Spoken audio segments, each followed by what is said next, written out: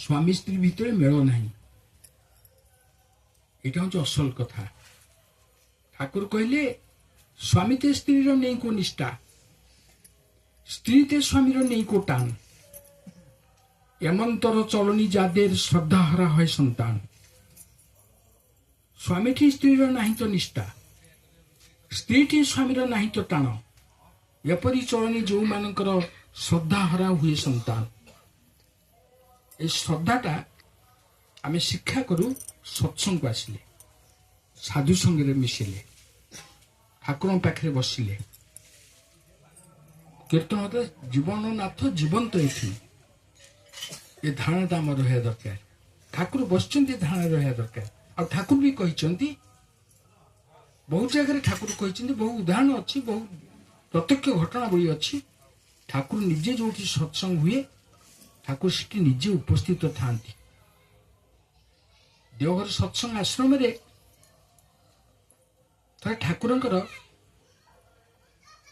ବାର ବାର ଖାଲି ଝାଡ଼ା ଗଲେ, ପେଟ ଖରାପ ହେଲା। ଠାକୁର ଆପଣ କଣ ଖାଇଲେ, କଣ ଏମିତି କାହିଁ ବାରମ୍ବାର ଝାଡ଼ା ଯାଉଛି, ଆପଣ ତ କିଛି ଖାଇନାହାନ୍ତି ଖରାପ ନା, କିଏ କୋଉଠି ପଚରା ଜଲିପି ଗୁଡାକ ଭୋଗ କରିଛି, ମୋ ଦେହ ଖରାପ ହେଲାଣି। ପଛରେ ବୁଝୁ ବୁଝୁ କଲିକତାର ଦମଦମ ଅଞ୍ଚଳରେ ଗୋଟେ ସତ୍ସଙ୍ଗ ହଉଥିଲା। ସେ ଭାଇ ଯୋଉ ଜଲିପିଟା ଭୋଗ କରିଛି ତା ପଚରା, ତାକୁ ଯିଏ ପାଟିରେ ପୁରେଇଲେ ଥୁଟିକି କାଢିଲେ। ଏଇଟା ହଉଛି କଥା। ଆମେ ଭାବୁଛେ ଠାକୁର ଫଟୋ ବସିଛନ୍ତି, ଠାକୁର କିଛି ଜାଣିପାରୁନାହାନ୍ତି, ତାଙ୍କୁ ଜଣେଇଲେ ଜାଣିବେ। ଏଇଠି ବର୍ତ୍ତମାନ ଏଇଠି କଣ ହଉଛି, ମୁଁ କଣ କହୁଛି, ଆମେ କିଏ ବସିଛେ, ଆଚାର୍ଯ୍ୟ ଦେବ ଯଦି ସେଇଠି ଚାହୁଁଥିବେ ସେଇଠି ଜାଣିପାରୁଥିବେ ଯେ ଆଉ କଣ ଏଠି ହଉଛି। ଏ ବିଶ୍ୱାସଟା ଆମର ରହିବା ଦରକାର। ଆଉ ସତ୍ସଙ୍ଗ ହଉଛି ଏହା। ତେଣୁ ବିଶେଷ କଥା କହିବାନି, ସମୟ ତ ଆମ ପାଖରେ ଲିମିଟେଡ, ବିଶେଷ କଥା କହିବାନି। ତ ସତ୍ସଙ୍ଗକୁ ସବୁବେଳେ ଯିବେ।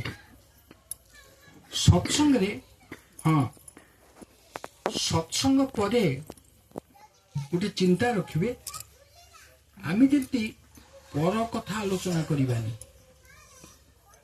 ଠାକୁରଙ୍କ କଥା ଆଲୋଚନା କରିବା। କିଏ ଆସିଲା, କିଏ ନ ଆସିଲା, କିଏ କୋଉଠି କଣ କଲା, ଏସବୁ ବିଷୟ ଯେମିତି ଆମ ଚିନ୍ତାକୁ ନ ଆସେ। ଆମ ଚିନ୍ତା ଯେମିତି ଠାକୁରଙ୍କ କଥାଟା ଆସେ। ବର୍ତ୍ତମାନ ଗୋଟେ ଫ୍ୟାସନ ହେଇଛି, ସେଇଟା ହଉଛି ଅନ୍ୟ ଘର ବିଷୟରେ କଥାବାର୍ତ୍ତା କଲେ ଆମକୁ ଏଠି ଭଲ ଲାଗେ, ନିଜ ଘର ଯାଇକି ନଈ ମଝିରେ ପହଞ୍ଚିଲାଣି ଆମକୁ ଜାଣିପାରୁନା। ଗୋଟେ ଅଦ୍ଭୁତ କଥା ବର୍ତ୍ତମାନ ସଭ୍ୟ ଶିକ୍ଷିତ ମଣିଷ ପାଖରେ ପହଞ୍ଚି। ତେଣୁ କେବେ ବି ସତ୍ସଙ୍ଗରେ ଭଲ କଥା ଶୁଣିବେ, ଭଲ କଥା ଭାବିବେ, ଆଉ ସତ୍ସଙ୍ଗ ପରେ ଭଲ କଥା କହିବେ। ଏଇଟା ମନେ ରଖିବେ। ସତ୍ସଙ୍ଗ ସବୁବେଳେ ଆସିବେ। ଆଉ ନିଜର ପଡା ପଡୋଶୀ ଯୋଉମାନେ ଅଛନ୍ତି, ବର୍ତ୍ତମାନ ସତ୍ସଙ୍ଗର ଆଚାର୍ଯ୍ୟ ଦେବ ଯୋଉ ଆହ୍ୱାନ ଦେଇଛନ୍ତି, ଯାଜନ କରିବା କଥା। ଆମର ପଡା ପଡୋଶୀ ପରିଜନ ଯିଏ ଅଛନ୍ତି ତାଙ୍କୁ ଯାଜନ କରିବା। ଯିଏ ଦୀକ୍ଷା ନେଇଥିଲେ ମନେ ରଖିନାହାନ୍ତି, ତାଙ୍କୁ ମନେ ପକେଇଦବା। କାହାର ଦୋଷ ତ୍ରୁଟି ଦେଖିବା ନୁହେଁ ନା, ଯିଏ ଦୀକ୍ଷା ନେଇଥିଲା ଇଷ୍ଟଭୂତି କରୁନି, ତାକୁ ଯାଇ ଆଗତରା ଯାଇକି ଆମେ ତାକୁ କହିଦେବା ଆମେ ସତେ ସବୁ ମନ୍ଦି ପକଉଛୁ, ସେଟା ଭାବିବାନି ନା, ତା କରିବାନି।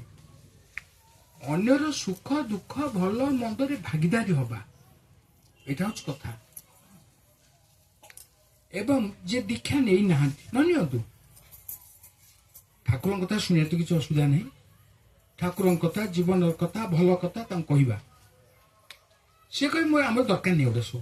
ହଁ, ଦରକାର ନାହିଁ, ଅସୁବିଧା ଦରକାର ନାହିଁ ଯିଏ କହିବ ତା ବେଶୀ ଦରକାର। ଥରେ ଆଚାର୍ଯ୍ୟ ଗୋଟେ ଗପ କରୁଥିଲେ। ଗୋଟେ ଛୋଟ ପିଲା, ସ୍କୁଲ ଗୋଇଂ ବୟ, ସେ ବାଟରେ ଗଲାକୁ ଦି ତିନି ପିଲାଙ୍କ ସାଙ୍ଗେ ତାଙ୍କର କଥାବାର୍ତ୍ତା ହଉଛନ୍ତି।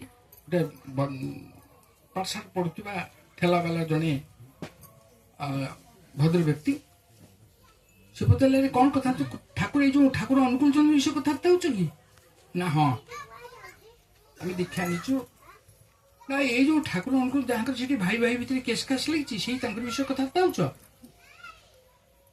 ପିଲା ମନଟା ଟିକେ ଛୋଟ ହେଇଗଲା, ଏମିତିଆ ବୟସ୍କ ଲୋକ ଜଣେ ଏମିତି ହେଲେ କଥାଟେ କ'ଣ କହିଲେ, ପିଲା ଭାବିକି ରହିଲେ।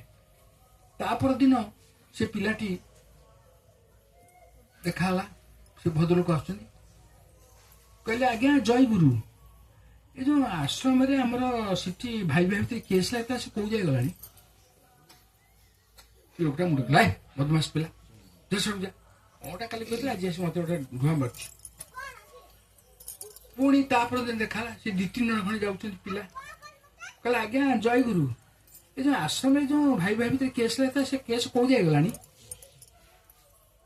ବାଟରେ ଯୋଉଠି ଦେଖାହେଲେ ଏ ପିଲା 5-7 ଜଣ ସବୁ ପଚାରିଲେ ସେ ଲୋକକୁ, ସେ ଲୋକମାନେ ମୁଣ୍ଡ ଖରାପ ହେଲା, ସେ ତାଙ୍କ ଘରେ ପହଞ୍ଚିଲା, ତା ବାପା ମା ପାଖରେ ପହଞ୍ଚିଲା, କହିଲା ମୋର ଏମିତି ପାଟିରେ ବାହାରି ପଡ଼ିଥିଲା, ସେ ମୋତେ ବାଟ ଚଲେଇ ଦେଉନାହାନ୍ତି, ହଁ ତାଙ୍କୁ ଟିକେ ମନା କର, ମୁଁ କହିଯାଉ ମୋର ଭୁଲ ହେଇଛି, ମୁଁ ଜାଣିନି, ଗୋଟେ ଏମିତି ଶୁଣିଥିଲି କହିଦେଲି।